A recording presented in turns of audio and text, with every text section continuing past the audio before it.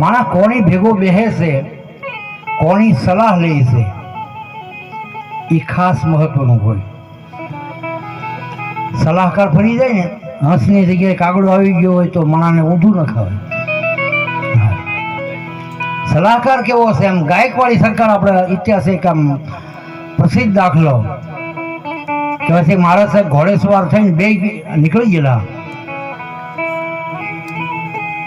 આગળ જતા હતા અને ગામના પાદરની અંદર સીમાડે પહોંચ્યા અને સીમાડામાંથી કોઈ એક ગરીબ મહિલા, વિધવા મહિલા બેન એમ કહેવાય છે કે સાણ વીણમાં નીકળેલી, સાણનો હુંડો ભરેલો.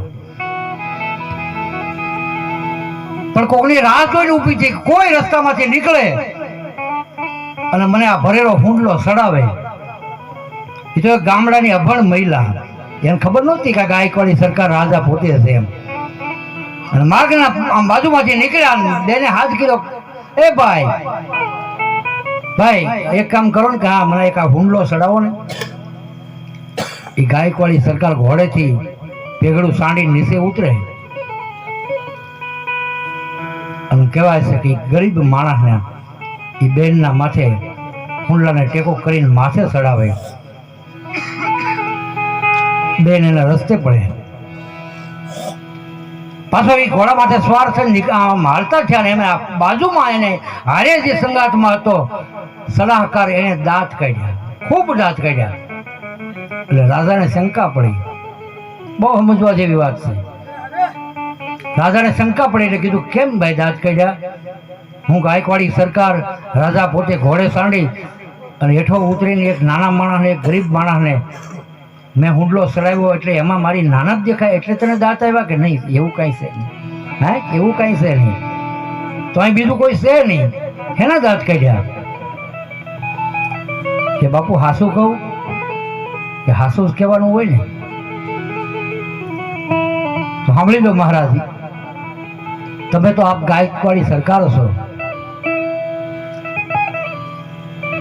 તમારે હુંડલા, ગરીબીના હુંડલા સડાવવાના ન હોય. હે, તમારે ગરીબીને હુંડલો સડાવવાનો ન હોય તો અરે તમે ધારે તો એને ઠેબુ મારીને એને એ હુંડલાનો ઘા કરી દીધો હોત અને એ વિધવા મહિલાને એમ કીધું હોત કે બેન દીકરી, હા આજથી તારી માથે ગરીબીનો હુંડલો ઉતારી નાખું છું અને જ્યાં સુધી તારા બાળકો, તારા સંતાનો મોટા ન થાય ત્યાં સુધી ખર્ચો રાજ આપશે. એવું તમે કરી શકતા હતા બાપુ.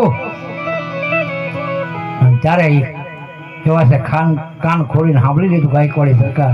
નાના સત્ય વાત છે.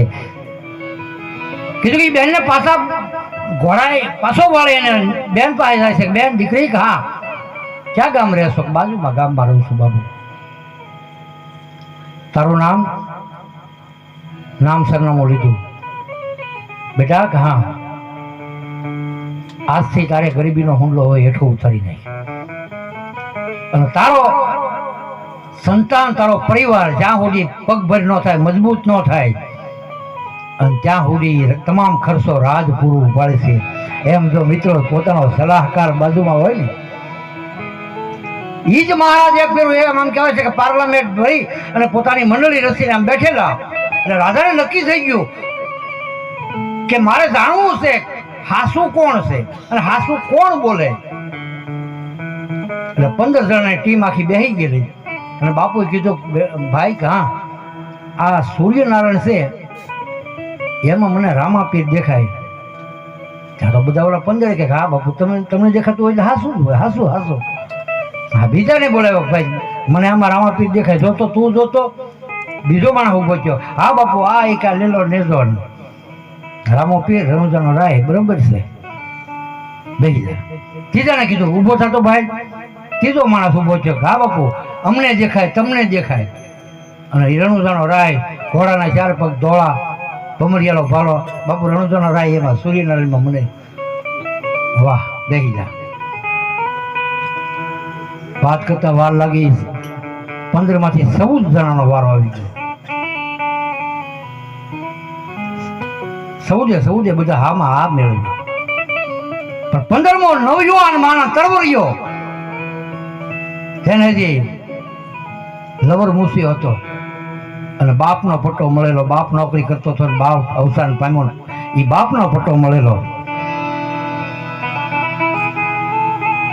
આમ કીધું એ જવાન ઊભો થયો, જવાનનો વારો આવ્યો. તો બેટા હા આ સૂર્યનારાયણ સાહેબમાં મને રામાપીર દેખાય. ત્યારે લવૃત મુસી નવયુવાન તરવરિયાએ એમ કીધું કે બાપુ મને એમાં સૂર્યનારાયણ જ દેખાય, બાકી એમાં રામાપીર નથી દેખાતા કે નથી બીજું કાંઈ દેખાતું. અરે યુવાન બરોબર જો, મને દેખાય, આ 14 જણાને દેખાય, અને તને કાનો દેખાય? હજી બરોબર નજર કર બાપુ. હા એ 14 ને તો અવસ્થા આંબી ગઈ, એને તો આમ નેજવાય કરવા પડે. પણ મારે તો પરમાત્માની દયા છે, હજી તો હું 21 વર્ષનો હતો. મારી દ્રષ્ટિમાં બરોબર કાંઈ ફેર ન પડે બાપુ. મને સૂર્યનારાયણ સિવાય કાંઈ નથી દેખાતું, કાંઈ નથી દેખાતું.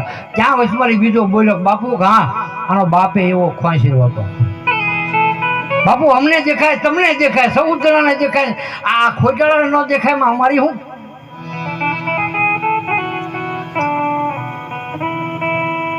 બાપુ એનો બાપે આવો ખ્વાંસી જ હતો. અને બાપ સામે વાત ગઈ, ગરમ લોહી, યુવાન અવસ્થા. ત્યાં બાપ સામે વાત ગઈ ને, ઘડીમાંથી પટ્ટો છોડીને બાપુના શરણમાં મૂકી દીધું. બાપુ હા હું તમારી નોકરી ખાઉં છું, કરું છું, તમારું અન્ન ખાઉં છું, અને કાલે મારું પેટ નહીં ભરાય ને તો ફોડી નાખીશ. બાપુ આ નોકરી મારે નથી કરવી, બાકી હું સત્ય બોલીશ, હાસું કહીશ અને હાસું જ બોલીશ કે એ ભગવાન સૂર્યનારાયણમાં સૂર્ય દેખાય, મને બીજું કાંઈ નથી દેખાતું. આજો આ તમારી નોકરી તમને મુબારક, મારું નહીં ભરાય ફોડી નાખી.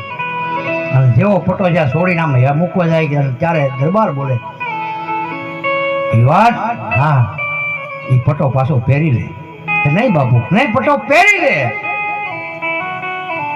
એ પટો પહેરી લે અને આ 14 આ કઢી સટાના બધાના આના પટ્ટા ઉતારી લે. મને આજ ખબર પડી, અહીંયા જ અમારો વંશ કાઢ્યો, રજવાડા કાઢ્યા. હા સલાહકાર કેવો છે. અને અત્યારના માણા ભૂકા કાઢી નાખે, બોલે કાંઈ કરે કાંઈ. આંગણામાં લીમડાનો બપોરનો 17 વૈશાખનો ધોમ ધકતો તડક્યો જામેલો, અને પોતાના ખાટલો ઢાળીને કહેવાય લીમડાની હેઠે હૂતો છે. ધન કાગડો માથે બેઠો.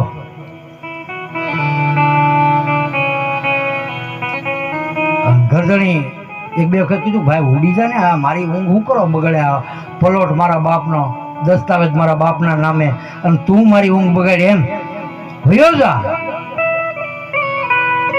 કાગડો ફરી વખત બોલ્યો, કાગડે ચાલુ રાખ્યું.